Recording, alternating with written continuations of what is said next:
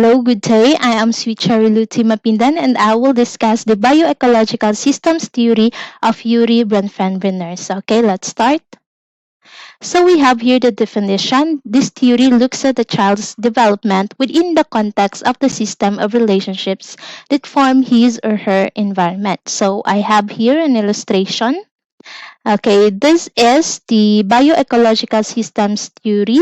So we have here the child. The child presents development within the context relationship systems that comprise the child's environment. It describes the multi-part layers of environment that has an effect on the development of the child. So each layer is made up of different structures and we have here the term bioecological. It points out that a child's own biological makeup impacts as a key factor in one's development. So here are the systems of bioecological model. We have here the microsystem, the mesosystem, exosystem, macrosystem, and the chronosystem. Next, let's proceed. So we have here the social levels or system. The first level is the microsystem. So it is the layer closest to the child and contains the structures with which the child has direct contact.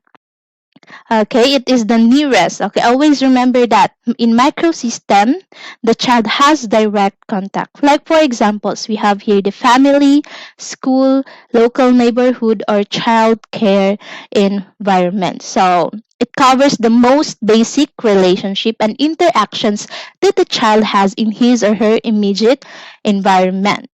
Okay, so Bronfenbrenner also referred this system as a bidirectional influences. What are these two? We have here away from the child and towards the child. This means that the child is affected by people with whom he interacts, and in turn, these people are also affected by a child. For example, a mother's deep affection for a child moves her to answer to the baby's needs and keep the baby safe. In turn, the baby smiles and coos, bring their mother feelings of warmth and affirmation that indeed she is a good mother. So the child is affected by the behavior and beliefs of the parents. However, the child also affects the behavior and beliefs of the parent. Then, Bronfenbrenner calls this bidirectional influences. So this one. Next, let's move on to Mesosystem. So this layer provides the connection between the structures of the child's microsystem. Always remember in mesosystem, it is the connection or the relationship between the microsystem of the child. So what are these microsystems? So we have here the interaction between the parents and the teachers, the parents and the health services, and the parents and the community. This actual system, this layer refers to the bigger social system in which the child does not function directly. Okay, always remember that. Next, we have here the exosystem. This layer defines the larger social system in which the child does not function directly. So what are the examples? So we have here a parent's place of employment, city government, mass media. Okay, like for example, the child's mother works in a call center. So knowing that the call center schedule, so it is mostly night shifts. So the child and the mother won't be able to spend more time together. So the child will likely feel the positive or negative impact this system creates. Next we have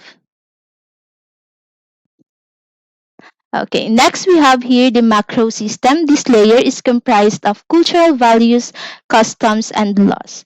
It is according to Burke 2000.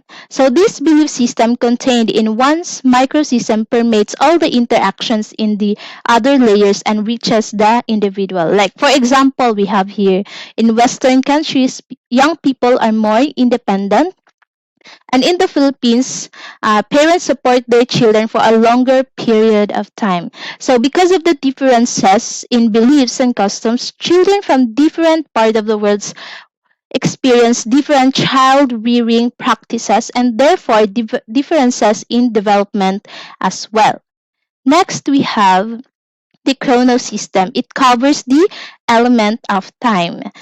This also involves the stability, the patterns of stability and change in the child's life. Like for example, the pace of the child's everyday life. Is it hurried or relaxed pace? So this system can affect or influence the child externally.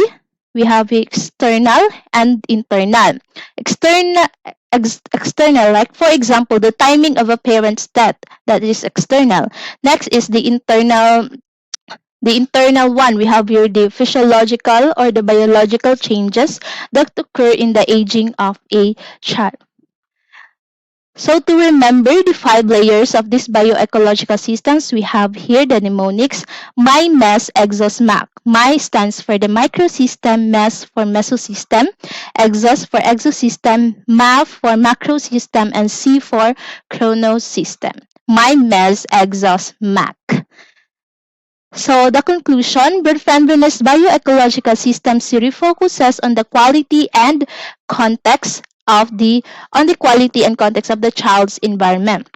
As a child develops, the interaction between these environments becomes more complex. This complexity can arise as the child's physical and cognitive structures grow and mature. So this theory reminds the school and the teachers of their very important role.